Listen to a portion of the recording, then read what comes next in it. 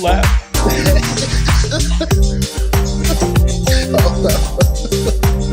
that's how we gonna start it off. Got to blow the nose. Got to blow the nose. You know what I'm saying? Nose, baby. Listen, you got to go. You gots to go. You know what I'm saying? Right. Hey, welcome to a pinch of basil. First, it's Wednesday, January 5th, and I wanted to blow my nose to signify that it is the new year. And, we don't need horn blowers. I was going to say got my no own. horns, huh? No horns except mine. It's the best damn radio show / podcast show ever. Thank you. Tens of fans. I want to bring you that. I want to bring you fantastic guests who are the movers, the shakers in the news, entertainment, special authors, politicians, and sports figures from all over the world. I am Basil. That's right. That's me, your host with the very most, along with the sweetheart of the ball and of the airways, Janice Hermson, and my ebony brother of love and chief engineer, J.R. Quitman. We are indeed broadcasting this show live. We are streaming live on Twitch at A Pinch of Basil, on Facebook at Basil Fans, on Twitter at Basil Fans, on YouTube at Basil the Comedian. So listen, you got no reason why you can't follow us. And don't forget, Anchor. Anchor is all over the place, and we got 8 different outlets, including Spotify and Apple Podcasts. So let's just not forget Greek Beat Radio as well. Big shout out to Greek Beat Radio, and it takes us all over the world, from Australia, South Africa, Europe, North America, and Central and South America as well. And of course, as always, I love to hear from the best listeners and people who are involved. Today, Janice, we couldn't get a hold of you. You were busy doing some other stuff. I was on a Zoom call.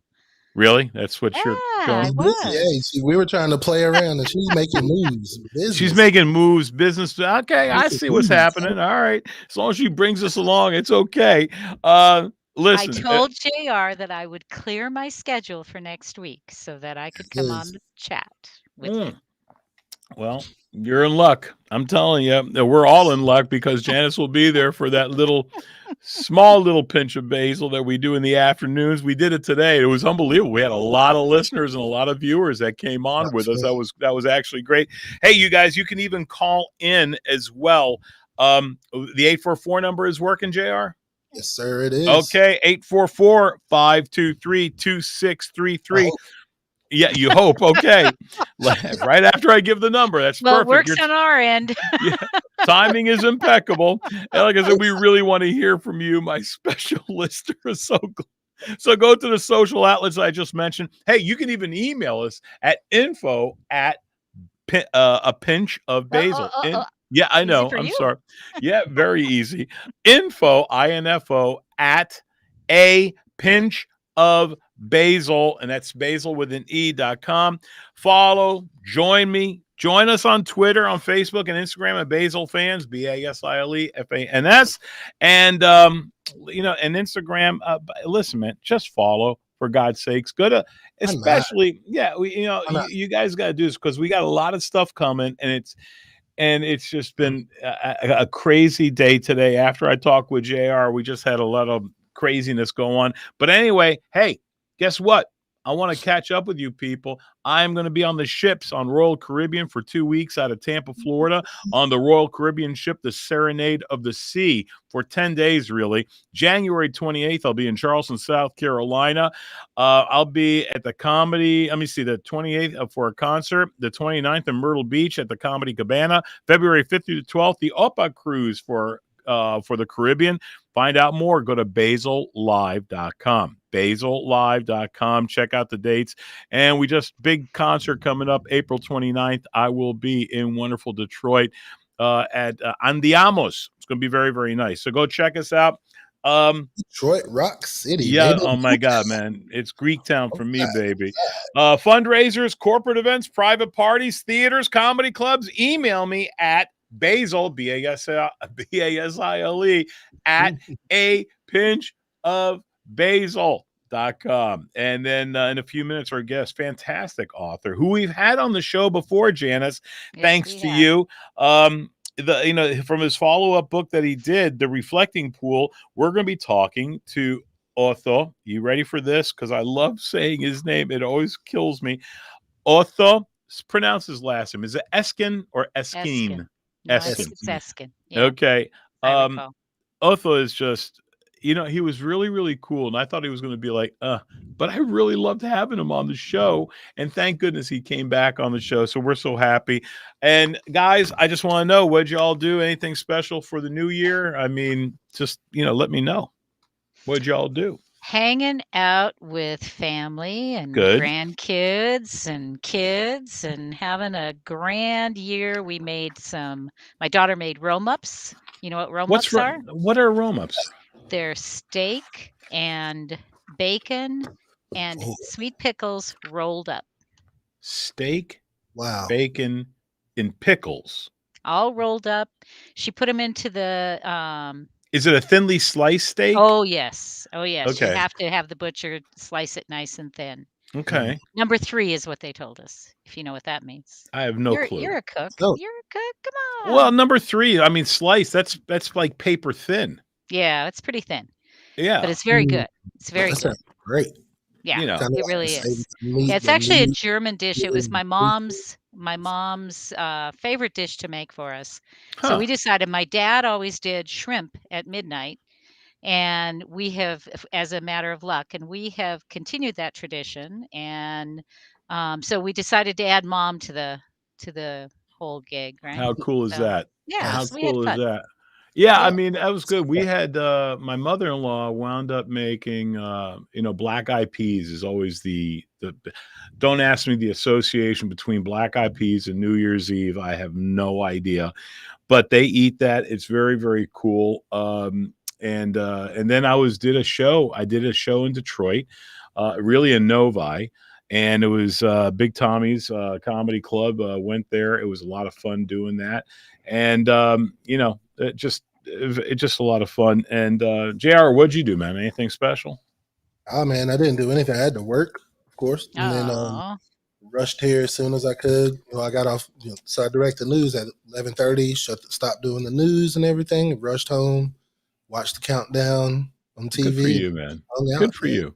Good for you. We got Paul Bond in the house who's watching. Avram is watching. By the way, Avram, I have some news, I guess I got to tell you, Janice said, so I'm very excited. Linda Lacus is with us, and it's Burr from Cleveland. Very, very cold, and nice to see you guys as well. Kirk, let me see, Rothgeb. Is it Rothgeb? Is that right? Nice. He said nice. He likes that. Well, black guy peas, Paul said. No, not black guy peas. Yeah. So no black no, Paul. Yeah, my friends are idiots. That's all there is to it. I checked it out, and it's because it was always black eyed peas, collards, and cornbread for New Year's, and it's to symbolize luck and money in the forthcoming year. Oh, is that what it means? Yeah. Okay, all this time. The black eyed peas symbolizes, like pennies or change, money, and then. So we're gonna have to add that to our New Year menu, right? You know what? I mean, I love black eyed peas, but I love a thing, and I'm not cursing. The thing, it's lentil soup, but in Greek we call it faki, right? And the plural, and the plural to faki, you ready for this? Is fuck yes.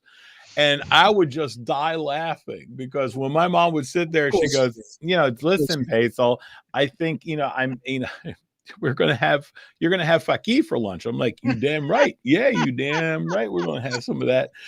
And, when afterwards she goes, I know what you little bastards are doing. I really do. This is just not right. Big day today. I mean, tomorrow, is it tomorrow that it's Screenwriters Day, Janice? No, or is it today? Is it today? Yeah, wow. It's today. I celebrated. Perfect day for that, right? Yeah, it was cold and rainy, and it was a perfect day for writing inside. Perfect day for writing. That's right. Did you write anything today, Janice? Did you write anything special? Oh, lots of emails. Catching up, did you? You caught up a lot with your work? A lot, yeah, a little bit. Good for you.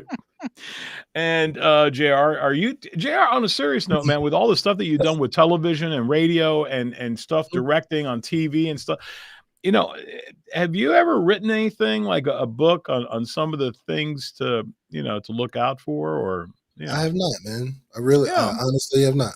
With your experience and everything, a lot of experience with directing live television and stuff. I've been doing it now for 15 to 17 years now. So yeah, I do have experience. I've never thought about putting anything down on paper like that.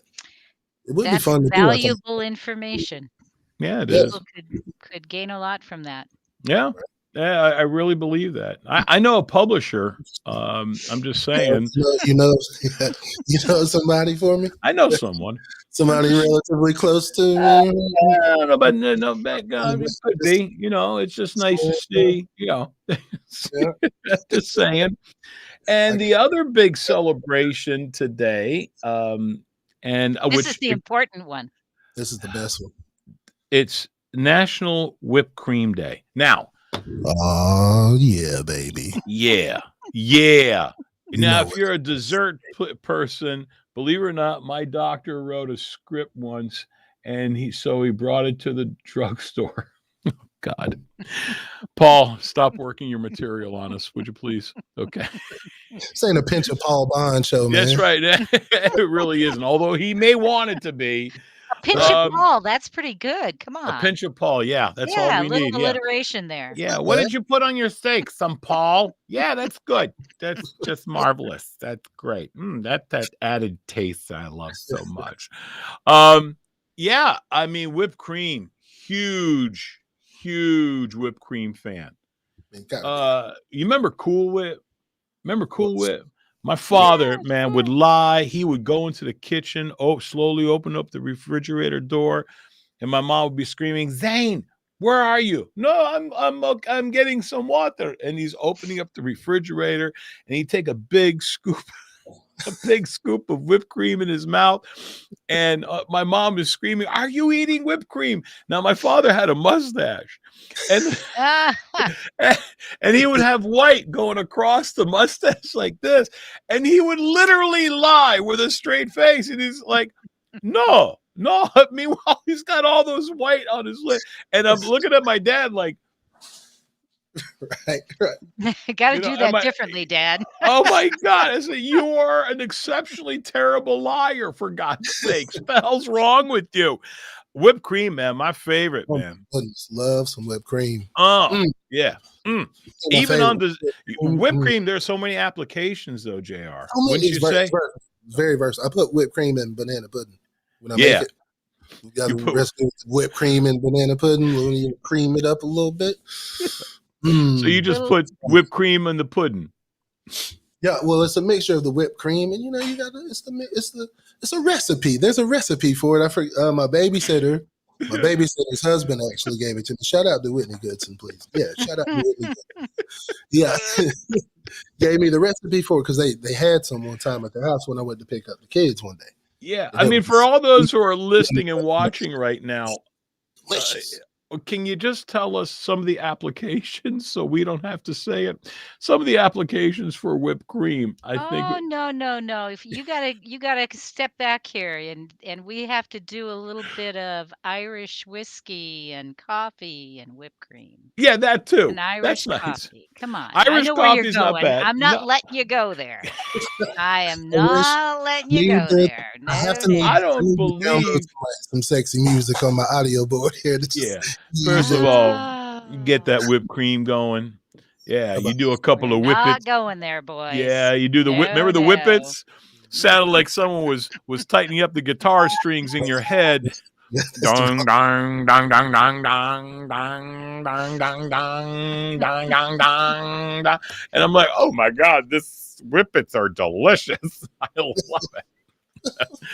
And I mean, I think whipped cream can be fun. As a it's dessert. Adds a little something extra to everything, if you will. And I do mean everything. Everything.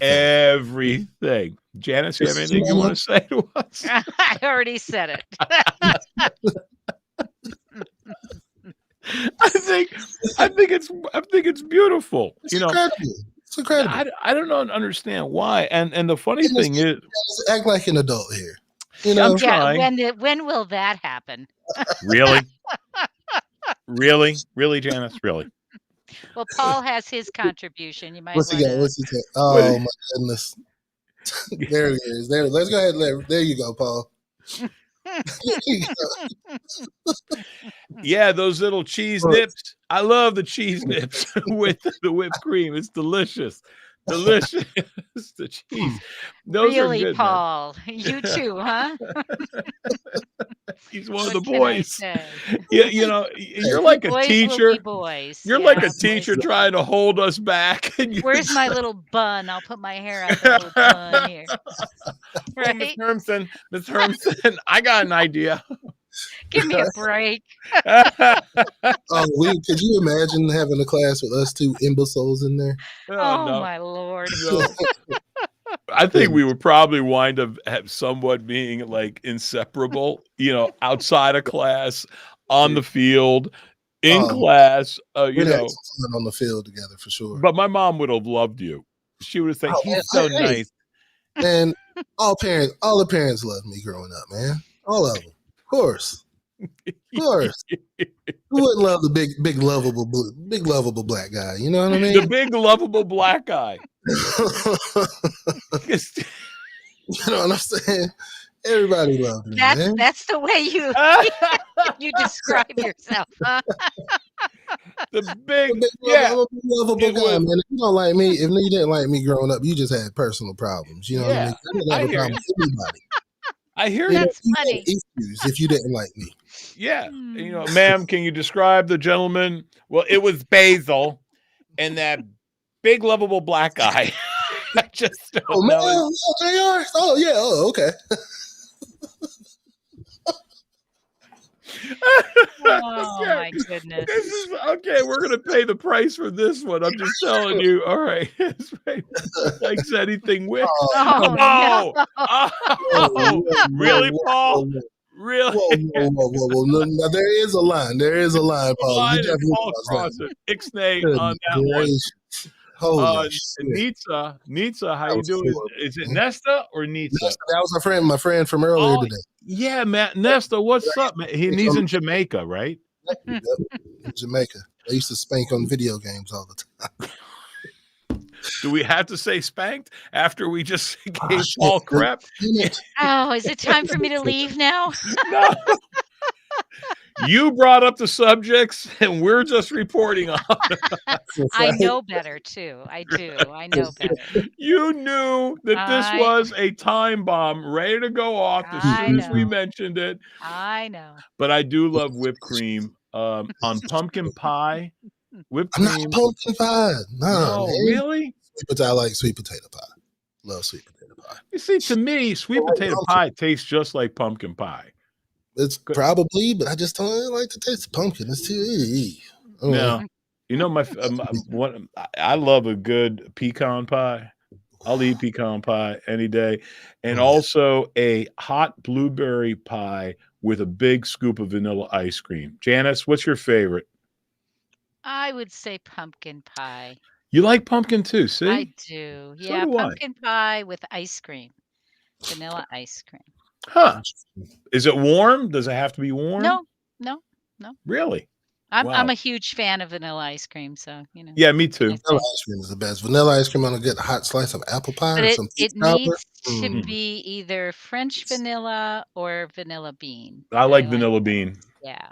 I like vanilla bean. Me too. That's really my favorite, but French vanilla will do. Yeah, I tell you what, it's okay. French vanilla is okay.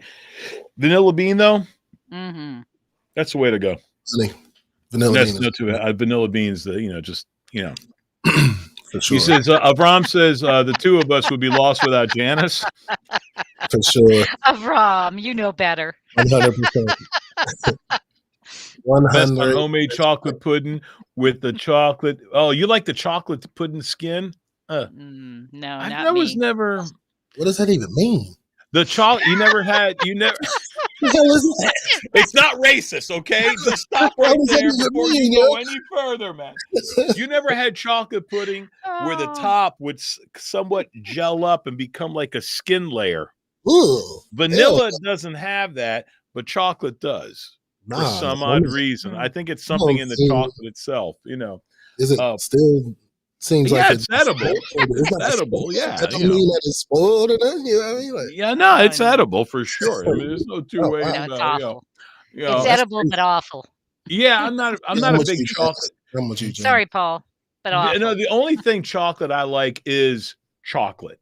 You give me some Hershey's Kisses and stuff, I let them melt in my mouth. Oh, I can eat them all day. It's dangerous as hell for me, So, to me, that's great. And, and following this great topic of whipped cream and then moving to dessert, we are proclaiming January 17th as National Classy Day.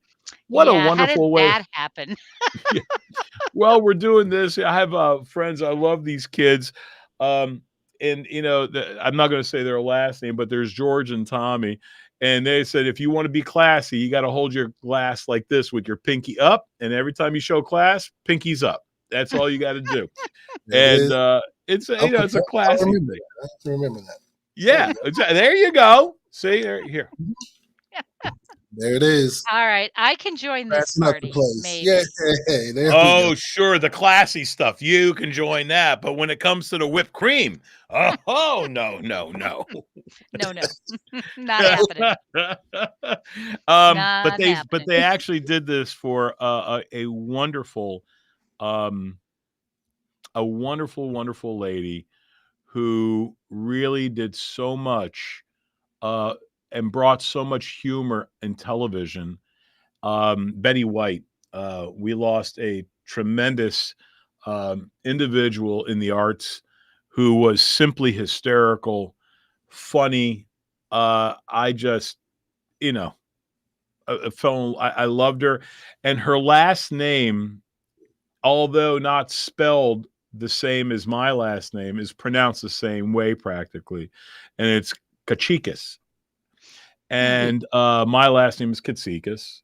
And she is Greek. A lot of people didn't know that Betty White is Greek, of Greek descent. So not because she's Greek, but she was just one funny lady. From all the shows she has done, I mean, come on, was there anything better than the Golden Girls? I mean, that was an extremely well-written show. Ahead of its time. Oh, just it was different. It couldn't even that show couldn't probably even last today. Probably not. Kind of the stuff that it was, the jokes and the humor in it. Oh yeah, I've listened to some of that. And, it's crazy. Yeah, but no, there's definitely a lot of funny lines in there that probably could not be used. But then you always wonder, will it be looked upon in about 10 years or 20 years from now as a real funny show? Why is the I Love Lucy show still funny? Because the writing was great in that show. Yeah, it may not be the most up-to-date type show that's out there right now, but it was a funny show. Aren't they bringing that back on some of the stations? There's a movie. Well, there's a movie that just came out. There's a movie, okay. Yeah, somebody told me. I didn't see it, but I had heard about that. Yeah, it's, Desi Arnaz actually created, a lot of people, he was only Ricky Ricardo, but it was actually Desi Arnaz who created the 4-camera lockdown on the set. The way you see it now, if you remember the old Jackie Gleason show, it was really just one camera that would follow them this way and then this way. And they would zoom in. There was like 3 different lenses and they would turn it this way. And that was it. Desi Arnaz actually created the 3 to 4 camera lockdowns where you had the cameras locked down at a certain thing so they can cut away. And they were also the first situation comedy that actually did not use solenoid, but they used film. Big difference between solenoid and film. Solenoid would fall apart and have issues with it. They really thought in the long run, this was going to last for a very, very long time. And they spent the extra money instead of nickel and diming and kind of doing it on a sly. They actually did it the right way. So I give them a lot of credit. Desi Arnaz was a brilliant person. And then Lucy was just a wonderful actress who was very, very funny and beautiful as well. Very beautiful lady. Right. Yeah, and that show also was just incredible. Yeah. Hilarious. Yeah. No two ways. Lucy was great. Did you ever read the backstory on like Vivian Vance, who played Ethel, and also the guy who played Fred, which was what was Fred's real name? Search Google while you're talking. Keep talking. Yeah, they disliked each other. Beat me to the punch. They disliked, but Vivian Vance was a very classy, beautiful lady too, and Lucy made her get frumped up to play not the prettiest. Lucy was going to be the prettiest. Ethel was going to wind up being second banana, and she had to kind of get a little frumpy. And then, oh God, I keep forgetting his name, man. I was like, the guy who played Fred Mertz was actually a vaudevillian. Frawley. Oh yes, Bill Frawley. Yes. And he was a vaudevillian. Meaning he played all of vaudeville, and that's why he knew how to, whistle, and he knew, and he all knew, and he knew how to dance and all that stuff. He came from vaudeville background, and what a wonderful couple. But they behind the camera, behind the scenes, they disliked each other very much. That's something that is so successful. On screen, you couldn't tell. You couldn't tell. On screen, that's professionalism. Yeah, to say the least. You don't have to like everybody it's you work money. with. Come on. Yeah, I'm kind of curious as to what they made back then. Right. Yeah, aren't you? I mean, Good question. So they get a pinkies up for me as very, very classy individuals. Pinkies up, classy, like Betty White, and just And she was going to be 100, I think, on New Year's Day or New Year's. No, 17th. That's why they did it that day. Yeah, January 17th. Oh man, what a sad thing, Yeah, it is. And I just think she was a wonderful, a phenomenal lady who just had a lot on the ball. And I got to tell you, I mean, and who her husband was? The guy who did Password. Yes. Yeah. Alan, was it not Alan Funt? No, it's Alan. It started Ludden? with an L. Ludden, I think. Yeah. Alan Ludden. Yeah. And what just an unbelievable, because I used to love watching that show all the time when I was a kid, and that was a great show back then. So it was just really. You talking about Password? Password. Yeah, it was a great show. I enjoyed it. Yeah. And the password is. Yes. They even had a board game like that for a while. Yeah, they did. Yes, they did. As a matter of fact, I want to say I had that board game. I think I don't know how to. Too. Yeah. So just a second here. I'm going to step away. The guest is calling in. He's calling in. I'm going to work on getting that through and everything, but everything's fine. I'm going to be right back. All right, not a problem. So we're going to lose JR for a moment. Full screen taking me off. Yeah, JR wanted to go to full screen with him on an empty. Christ.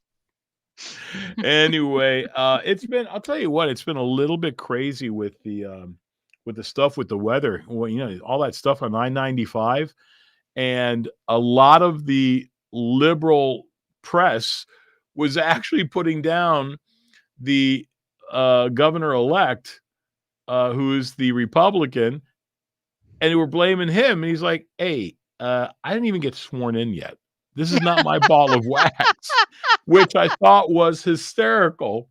And so this guy had, all over, he just had mud on his face, this reporter who just who did this thing. I think it was on the Washington paper. Doesn't it make you wonder what in the world are the editors doing, allowing them to do this? Right? I mean, what the heck? You're going to blame the governor, who's still the governor, and I don't know when they take over, or don't talk about it that way, right? Yeah. Just ignore it if that's what you have to do. So, ignore it. Yeah, but they're going to say, well, they should have known, which my thing is like, I'm from Cleveland, from New York and from Cleveland. And when it says, hey, there's snow coming, they immediately wind up putting the solution on the solution on the roads, and they get it ready. That's it. Real simple, So Nick Callis is with us. He says, Yasu, buddy, happy New Year to you and all. Thank you, Nick. I appreciate that. And Christine Gallagher, pinkies up, baby. Absolutely. Are we good now? I think so. Let's talk to him and see. Okay. Otho, are you there with us? I'm here with you. Beautiful. Do we have him on screen, or is it just on the phone? He's calling just in on the phone. Yep. All right. I'm on the phone. Okay. Do you want me to do something? Well, did we wind up giving him the actual link? We gave him the link, right? We did. Okay. Yes, we did. I haven't seen the link yet, but I don't see the link. But it may be there. I've got so many hundreds of emails on my excuse me. So okay. No, it's okay. I think we can do it. We can do it this way, I suppose. If you can't do it any other way, let me give you the quick intro first before we go anywhere. Our wonderful guest, Otho Eskin. Yeah, a lawyer and former diplomat. Otho Eskin served in the U.S. Army and in the United States Foreign Service in Washington, D.C., and in Syria, Yugoslavia, Iceland, and Berlin, then the capital of the German Democratic Republic. He was also vice chairman of the U.S. delegation to the United Nations Conference on the Law of the Sea, participated in the negotiations on the International Space Station, was principal U.S. negotiator on several international agreements on seabed mining, and was the U.S. representative to the United Nations Committee on Peaceful Uses of Outer Space. He speaks French, German, Serbio-Croatian. He was a frequent speaker at conferences and has testified before the U.S. Congress and commissions. Otho Eskin has also written plays, including The Act of God, Murder as a Fine Art, Duet, Julie, Final Analysis, Season in Hell, which is a lot like what we have here today, among others, which have been professionally produced in Washington, D.C., New York, and in Europe. Otho is married and lives in wonderful, balmy Washington, D.C., where there's not too much snow there. Is there, Otho? Right now. Are you keeping nice and warm, are you? Not at all. No, it's cold. It's seasonal for early December, but we just had a big snowstorm. First one, in months. So I can't complain. In months, you're lucky. Yeah, because there was a big snowstorm that y'all had in July, which, no, I'm only kidding. Yeah. I don't remember that one. Well, first of all, happy holidays and happy New Year. Thank you for joining us. And Gaia Saf to you. Thank you. How did you pronounce that? Did I get that all wrong? No. Kala Christuyana? Is that what you were trying to say? My Greek is limited to. Yeah, I got that part. In the airport. I'm sure you did. No, listen. As a matter of fact, my friends were laughing because I still have my Christmas decorations in the background. I said, dude, listen, Epiphany is January 6th. Right. I gotta keep the Christmas stuff up, for God's sakes. So I gotta keep it going.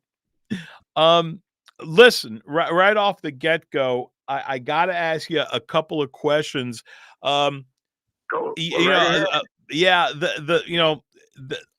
right off the bat. I love the names of the characters that you have come up with, and I'm glad to hear that. Yeah, and I really do, because when I write, I think so much about what am I going to name these characters, and it's got to be a really good name, and I put a lot of thought into that. Has your experience in working all over the world and dealing in, basically in the Foreign Service, have you gotten some great names where you just wrote them down and said, what a great name to use as a character one day? Well, it's a hard question. I don't have any systematic way of doing things. Of course, having lived abroad for almost 15 years, I got a long collection of names, some of which don't make any sense. But what you say is absolutely right. Getting the right name is absolutely essential. If you get the wrong name, it doesn't zing. It doesn't reverberate. So I'm very pleased with the names I get. And sometimes after I've done them, I think, oh, I have a better name, but it's too late then. Yeah, say the least, especially when you turn it into your publisher to say, look at these chapters. What do you think of this? Yeah, well, they don't really appreciate that kind of thing yet. Yeah, I can imagine. When the book, the reflecting pool that you had, the older book that you did, does this, tell me about, was there any, did it take off right from that, or is this a completely different story completely? Because I didn't get a chance to read this new book, The Reflecting Pool. You sent me a copy of it.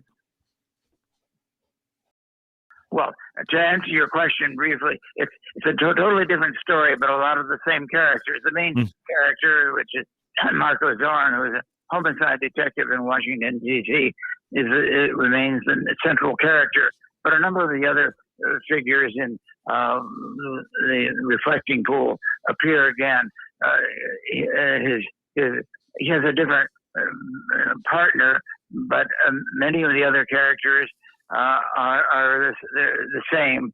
And so there's a continuity. At least I tried to make a continuity in between the two, so that there's a part of the story continues from one event to the other. And you don't have to know the earlier events and don't have to know the characters from the earlier novel, but I like to have a certain continuity going on because this is the real world we live in. Yeah, and the thing is, when I read, and if there's some type of like, oh my God, what did I miss from before? Did I have to read the previous book? Did I have to do certain things like that to kind of catch on? And it was really, really cool that you could actually go ahead and do that, that even though you did not read the first book, that you can just take off with this. And I love, again, Marco Zorn, really? I wish I had a name that was cool like that. We got J.R. Quitman. Marco Zorn, he sounds badass. Sorry. He sounds like a bad dude. Yeah, Marco Zorn does sound like a really bad dude. You damn right. Business. Like he means business, Well, he's not that bad. I mean, he's got his good side, doesn't he? Yeah, of course. Of course he does. Let me ask you this: as far as and it kind of caught me off guard. Pardon me? Your email with the connection just came in, but if you want to continue it on the phone, that's fine with me. Guys, what do you think? Are we okay this way? Either way. I mean, either way. We're fine right now. Stay with it, yeah. We're fine. Okay. I have another question I got to ask you because I'm not too sure on how it works, but is it somewhat usual that if you have an international visiting, in this case, a prime minister of Montenegro, the beautiful Nina Vujicic, again, another great name. Yeah, right. You got it just right. Your Macedonian is perfect. Yeah, I was just kind of wondering, would they use, in this case, they're trying to go ahead and protect her. Would they use like a DC cop to go ahead and... No, they wouldn't. No, but that's the part of the mystery. Nobody understands why this is going on. The Secretary of State doesn't understand. Marco Zorn doesn't understand. But there's a plot behind that, which is revealed, and I'm not going to reveal it now, of course, because I don't want to spoil it for your readers. But yes, of course, in the real world, you would never use a local cop, an ordinary police officer to do this kind of very specialized security for foreign heads of state. But this is a very special case, and you don't understand really, or the reader doesn't understand until late in the book why this has happened. But it's a puzzle for everybody, including the Secretary of State, who tells Marco Zorn he must be on the security detail for the Prime Minister of Montenegro. So you're quite right. You put your finger on it. Yeah, because I always thought the first things first, because I think you and I discussed this when I worked in D.C., first things first is going to be Secret Service. Yeah, Secret Service, FBI, even possible CIA agents would go ahead and do some type of, protection detail for any, and it's typically, to be quite honest with you, Secret Service. And I was like, wow, that's pretty cool. All of a sudden, you came up with that. I'm like, and that caught me off guard right off the get-go when I was reading the summary of this. In your writing process, what do you think about when you go into the story? I mean, do you already have an outline of an actual idea for this book that you have, or do you sometimes wing it and fly as you go and improvise? Well, I guess the answer to your question is both. I know how it opens, and I always know how it ends. I know who the bad guys are and what happens to them. In the middle, between, which is the bulk of the novel, I'm kind of faking it as I go along. I create problems for the main character, Marco Zorn. He gets into serious trouble, and he has to figure out a way to get out of it. And those I do improvisationally. As I work through the novel, I create problems. Sometimes I have to go back and fix those problems because they don't make any sense. But I know I always know how it comes out. In fact, I base the end event on a real event that occurred in Washington many years ago. I won't go into it now because it might give away too much of the plot. But it's the in between the opening chapter and the closing chapter that is basically I fake it as I go along and hope for the best. Yeah, and hope for the best. That's great. Did you ever wind up using? Yeah, well, that's the way I throw darts at my notes against the wall and see what plot line I'm going to use. Does that work for you? Yeah. I'm a crappy dart thrower, though. I got to be honest with you.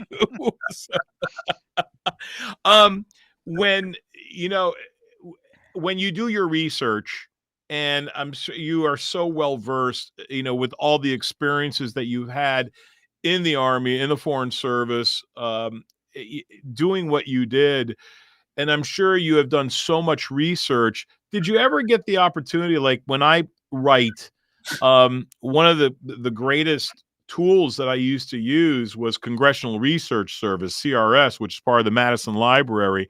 Yeah. And I had the opportunity to go ahead and get some great information that I would venture to say about, I don't know, maybe about 99% of the people have no clue as to how the hell you would get information like that. I mean, hell, you could probably get, even though somewhat antiquated, you could wind up getting the plans for an F-14.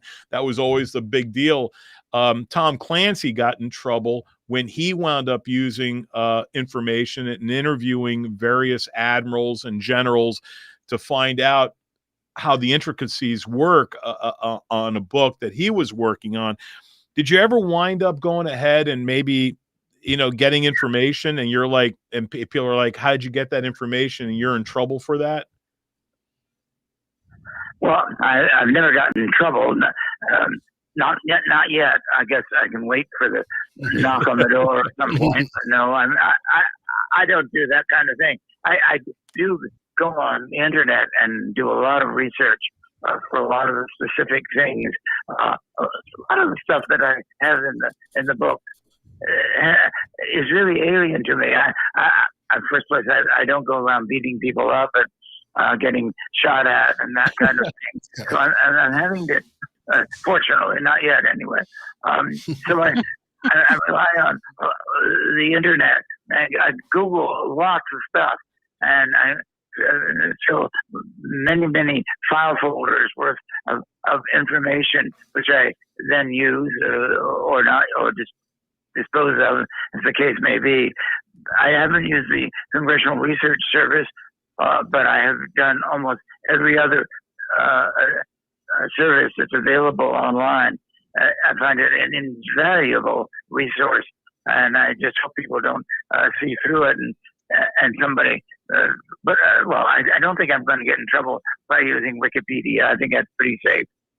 Yeah, and I tell you the truth, when I was writing a script, I don't want to name the script that I was working on, but I Googled a lot of stuff as well. And when you start Googling things such as, what is the address of the U.S. Embassy in Athens, Greece? What is the address of CIA headquarters in Langley, Virginia? Can you tell me more about, weapons grade plutonium from Chechnya? When you start Googling that, you're going to get NSA. There's key little phraseologies. And my poor assistant at that time was one day, she was a wonderful woman. She comes up, she goes, Basil, there's a black car in front of our property with a computer and laptop. And I'm like, I said, thank God I saved every bit of information and research material. I never threw any of my notes away, sticky notes, whatever. So if the NSA ever came knocking at my door, I would say, here's the file, go crazy. So it was always a little bit crazy. Other things to do. That's right. Absolutely. I think I hope they have better things to do with their time than chasing down writers of thrillers, but you never know. In this day and age, you really don't know, Otho, to be honest with you. Actually ask, are you with me? Am I with you? Yeah, you're with me. What were you saying? I'm sorry. I think I stepped on you. Well, it's just that, I don't ask, like, how do I make a plutonium bomb? And I think that might get their attention. So I kind of avoid that kind of question. I'm pretty basic level. So in a very nice way, you just called me an idiot. Thank you very much, Otho. I truly appreciate it. I hope I didn't. Certainly didn't mean that. Janice, you have any questions you want to ask our wonderful guest? Well, I do have one, and it's not even about your books, but because you live in Washington, D.C., I'm curious. I search a lot on the internet, and I've been seeing a lot of the National Mall is pretty deserted, and a lot of the buildings are locked up and just security there because of the fact that, people are working at home. So what's it like to live there now compared to pre-quarantine, et cetera? Well, it's hard to compare. Yes, you're quite right. The city is, in a sense, closed down. There are people who go to work, but they're wearing masks, and they stay apart from one another, and it's kind of a little spooky. A lot of the restaurants I used to go to, or the bars and places like that, are either closed down or almost empty. So it's very kind of dispiriting, I have to say.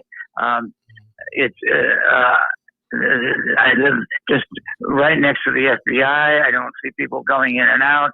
Yeah, that's one of the buildings that's one of the buildings that I saw that was closed up and deserted. And it looks that way. It's hard to tell. Across from the Justice Department, I don't see any lights at night. That doesn't mean that there aren't people going on, activities going on, but I expect a lot of people are working from home, but that creates real problems for the FBI, Justice Department, certainly for the Defense Department, State Department, for security reasons. They can't really talk on the phone, or for most people don't have secure internet connections. So it's the whole city is changed in a radical and very sad way. We keep hoping that we'll, in a week or two or whatever, will be, and the COVID business is going to ease up. People will be going back to their normal lives. But of course, I would have said the same thing 6 months ago. So it's very distressing. I can work at home. As a writer, I don't have to actually ever go out and actually meet real people. But it's a changed city. But as I'm sure where you are, and where in New York or Los Angeles or Chicago, we just live in a sort of hunkered down and hope for the best. Yeah, sadly enough, yeah, it's true. But here in Wilmington, North Carolina, we've been rather blessed. JR and I live in Wilmington, North Carolina. Reno is pretty, where Janice is at, they're pretty open as well. Right. Now, I have had friends that have gone to California and expressed some of those things. When they go into certain places, there's limitations and there's a lot of different things. So I think it's real segmented to certain areas of the country. Most of the people I know, including my relatives who work from home anyway, so they're not directly affected in terms of their professional lives, but they are affected in terms of sort of their social lives, going out and meeting friends and having a drink in a bar or whatever they want to do. So it's sort of half and half. In one sense, it doesn't impact people much, but in another way, it does. It's not a major change in lifestyle, but from a work point of view, it's not much of a change. But from a personal connection, it is a change. I don't know what all those people who are working at the FBI, well, I guess they're all working at home and yelling at their kids. Good point. Yeah, I never thought about that. What's the matter, son? My dad is busting me again. He's arrested me. Practicing. The FBI agents have guns and the kids don't. That's true. So you say. We're not sure, but so you say. We're not so sure, yeah. Right. Otho, let me ask you another question, because I'm always curious, because there's a lot of authors who I truly love reading, and there are some I'm not crazy about. It doesn't have a build up or whatever. I like to be kept in suspense and everything. Are there any writers that you truly admire, that you really, really dig reading, that you really are like, wow, I can't put this book down? Well, that's a hard question to answer because there are so many really good writers out there, and that I enjoy. I read a lot, or have until recently been reading a lot of thriller writers, mystery writers, and I really hesitant to pick one or two out of a dozen or so because it seems unfair. There's the classics, The Eye of the Needle. But I don't want to say, particularly among contemporary writers, many of whom are extremely good, and I don't want to say I like him or her better than somebody else. That seems unfair. So I'll dodge that question. You have, or I should say, you have mixed with politicians. I was just going to say that. Yeah. That's right. Great politician. Foreign service. Well, I'm not sure that politician is the word I would choose for myself, but I think I am diplomatic. So. How about this? I'll ask you this way. How about this? So before you started writing, who were some of the? Did you read books? Did you read books before you started writing? And who were some of the authors? Well, yeah, sure. Like everybody else, I read a lot, and Okay. I would, at the end of the day, if I wasn't watching TV or something, I'd read mysteries or thrillers or what might be called, what Graham Greene called entertainments, and I enjoyed those very much. John le Carré, for example, I think I've read almost everything he's written, and I appreciate that kind of good writing. Some of the people who write thriller writers, they write good stories, but I don't like their writing style so much. But there are some that are really very good, and I don't want to pick favorites and leave somebody that I don't, whose name I for the moment forget. Left them in the junk pile, so that doesn't seem right. No, in the future, any other books that you have in mind? Oh, excuse me, I seem to have sneezed. Yes, well, I have another book that I'm just finishing. About with Marco Zorn as the main character, facing down big pharma. In this case, the enemy is a criminal pharmaceutical company, which is threatening America and many communities around the world, and it is one of Marco Zorn's charges to take them on, which he does, but I won't explain why, because that might ruin the story. And then I'm thinking beyond that. Marco Zorn is facing a conspiracy by a neo-Nazi group, and which is the most dangerous group he's had to face, and he deals with them. Again, I won't tell you how it comes out, because that would be cheating, wouldn't it? Yeah, and your point would be what? No, I'm only kidding.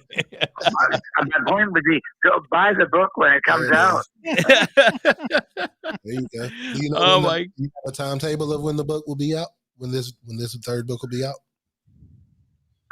Well, I'm not sure about. The way things go around here, maybe a year from now. Okay. Next summer, next fall, but I'm just guessing.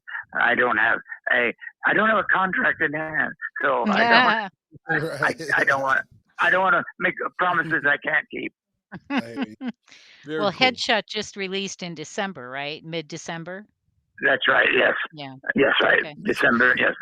And it's available at all the appropriate places. It's your favorite bookshop, at Barnes and Noble, Amazon, and anywhere you buy your books, or you can go to that website, which is othoeskin.com, and order it from there. Perfect. There you go. And if you like it, give a review. If you don't like it, maybe not give a review. Oh, I'm going to tell my authors to say that. Yeah. That's funny. Great. Keep that to yourself. Yeah, just keep your mouth shut and move right. on. Yeah. Don't share. Okay. Go ahead. I'm sorry, Otho. No, I don't think I was the one. I think I was clearing my throat, waiting for the next perceptive question. The next question. Well, let me ask you this. Let's get off the topic of the book for just a second. We know that you've testified in front of Congress, and this is actually Janice's question, because we were talking back and forth, so I give her all full credit. when you testified in front of Congress, was it a little bit nerve-wracking, and can you tell us what it was about? Oh, well, yes, I'll go out. Certainly nothing secret about what in those days when I was in the State Department, I was dealing with, well, a variety of things, but the testimonies that I gave most recently, or that was a long time ago, of course, was about international space cooperation. I worked with NASA for a number of years on putting together an agreement on the use of the International Space Station, and then I was the representative of the United States at the United Nations Committee on the Peaceful Uses of Outer Space. So it turns out that when I testified before Congress, it was about outer space. I did earlier on. I think I had testimony about the law of the sea and the mining of the seabed, which is kind of died as a economic issue, but it seems to be reviving right now, and it's going to become a hot issue. But I'm way far away from that issue. So my test. But you asked whether I was nervous. No, not really, because I had prepared statements because I was representing the State Department and ultimately the United States government. So I couldn't wing it. And I just, so I had prepared material, which then went into the congressional record, which I trust no one has ever read in the entire history of testimony before Congress. Even I didn't find it interesting, but the congressional committees wanted it for the record. That's funny. You didn't even find it interesting. Well, the only one that was interesting, well, I shouldn't say that, but when the space, when we lost the one of the space station, I was called in along with another people, more important people than I was, to testify about the long-term effects, and so that got more interest, but not much. What can somebody in the State Department say about the loss of life on the space shuttle?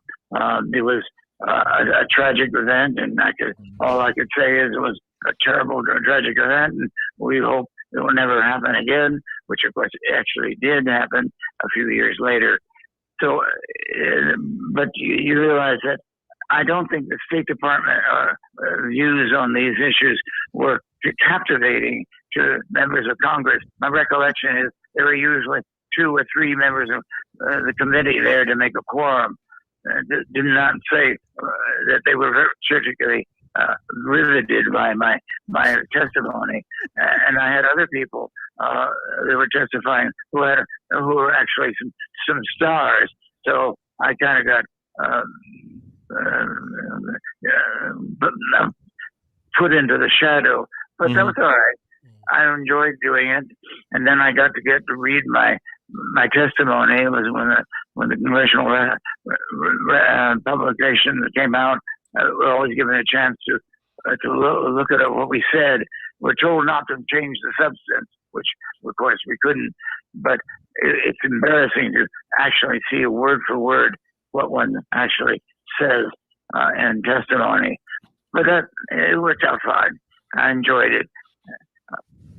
Well, as long as you enjoyed it, and although you thought it was boring as hell, and you wouldn't actually go ahead and brag about it, but I'll tell you what, I think you definitely thank you for your service to the country, and to take the time to do the work that you did, especially for the sea. And we live right on the sea here in Wilmington, North Carolina. And also my uncle worked at NASA for many, many, many, many years. He was one of the mathematicians that helped put a bunch of spacecraft up in the air. And so again, thank you for your service. Yeah. And yeah, it was very, very cool. Like that. Yeah. So do I. He lived a wonderful, wonderful, wonderful life. And it's, it's good to have, people like you on a serious note, working for us, that, like you did. And I want to thank you from the bottom of my heart that you had the time to share with us. And it's always great to have you. My pleasure. Always great to have you. And again, one more time, people can go ahead and get Headshot at every outlet that's out there, correct? Yeah, yes, absolutely. Okay, great. Otho, I want to thank you from the bottom of my heart. Again, thank you so much for being on the show. I can't wait to have you on again when we have the next book out. Thank you for having me. It's my pleasure. Have a happy New Year, my friend, and God bless, and my best to your family. New Year and a safe and healthy New Year. And to you, my friend. God bless. Take care. Thank you, Otho. You. Bye-bye. Bye. Bye-bye. Till next year. To next year, absolutely. What a great guest. That's, we had him on before. He was more than kind, taking our questions, and same thing. Oh, just a tremendous guest. And just for the record, that little faux pas was mine. I did send it, but I thought I had their addresses in there and CC'd myself, and I ended up sending it to me. That's tremendous. So that wasn't his fault. I want to make sure everybody knows. That's just wonderful. Hey, we brought up whipped cream when you do stuff like that, right? You brought up whipped cream and you lost your mind, and that was it. That was the problem. That was it. Right? Hey, but when you mess up, you gotta fess up. You gotta, very good. I gotta do that on a T-shirt. When you mess up, you gotta fess up. That's it. That's not bad at all. That's right. See, the poet in me is coming back. Oh my God! It's as long as you don't rhyme anything with the city of Nantucket. Oh, anyway, yeah, well, that one's easy. Yeah, you make it way too easy. Yeah. Oh my goodness, man, that was he's an interesting fella. He's an interesting fella. The one thing that we talked before we did our small little pinch of basil that we wound up doing earlier today, that JR actually told me, he says, man, I've been starting to read and listen. He was doing a lot of the audiobooks. Yeah. And when I used to travel a lot by car, I definitely used to listen to audiobooks all the time. And to be honest with you, I love audiobooks because you can be sitting there relaxing and just listening to the story, and you don't have to read. We're reading. I have nothing against reading. I love to read. But the problem is sometimes you just kind of doze off a little bit, and you can't get, you can't really get into it. And then, man, you give me an audiobook, I'll listen to it. That's the thing. I've always had trouble with reading comprehension, with comprehending what I'm like reading. Mm-hmm. So if I hear it, I just receive it better. Yeah, that's fine. When they there was a course I took years ago before I went to law school, and it was called Stanley Kaplan, and it was a Stanley Kaplan course that taught you all the shortcuts to how to go ahead and to get yourself a better score in your LSATs, right? And they would say if you have poor reading comprehension, because they would give you a passage to read, and then they'd ask you questions. So every time you would read something, off to the margin, you would write down the city was New York. You put down New York. I owned a Caprice. You put the Caprice. You own, okay, I lived at this address in this city. You put down the city. So when they do ask questions as you read this passage, you can go directly to your little notes of information that they have. And that really cured my issues with reading comprehension. And so now I just keep those thoughts in my mind instead of writing all over in my books, unless it's a technical text that I have to read or whatever the case may be. So that to me was, kind of interesting. But again, great show. Again, I want to thank Otho Eskin for being our guest with his new book, Headshot. Go get it. And for all of our listeners, let me see what we got. Meg Gilbert, Stephanie Abel, Nick Callis. She joined us for a pinch earlier. Yeah, absolutely. Awesome. Let me see. Christine Gallagher is a friend of mine. Gallagher. Christine, what's up, baby? Pinkies up. Yep, Pinkies up. Our friends that played baseball together since they were like 7 years old. Oh, cool. Paul Bond, love to always have you, I think. Avram, good seeing you. Nesta. I don't know about Paul, man. Paul lost his mind, I think. Man. What's eating me, Jay? Thanks for joining us. And let me see. Linda Lacus, Midas, I love her to death. Avram, of course, and Kirk Rothgeb. Thank you for watching, and all those who are listening all over the world, from Australia, throughout South Africa, throughout Europe, all the way through North, Central, and South America. Thank you all so much for joining our show tonight. This is Basil, and on behalf of myself, J.R. Quitman, and of course the ever so lovely Janice Hermson, blessed to have you all. Have a great New Year, everyone. And for those who are Eastern Orthodox, have a wonderful, wonderful, tomorrow's a big day. A lot of people just don't understand. It's Epiphany. So it's just not an idea. It's an actual celebration. So, hey, enjoy. My tree's still up. Is it? Mine is too.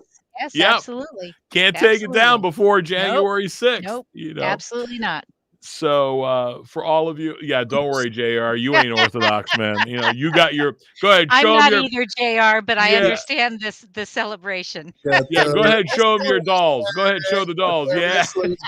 Baby. Yeah. I love it. Love the dolls. Love the dolls. Yeah. Barbie ain't up there though. Yeah, I'm sorry. Action figures. Action figures. I'm sorry. Action figures. Okay. Anyway, love you all. Have a great day. We'll catch up tomorrow. Ladies and gentlemen, you guys have been great. We'll see you all later on. Peace.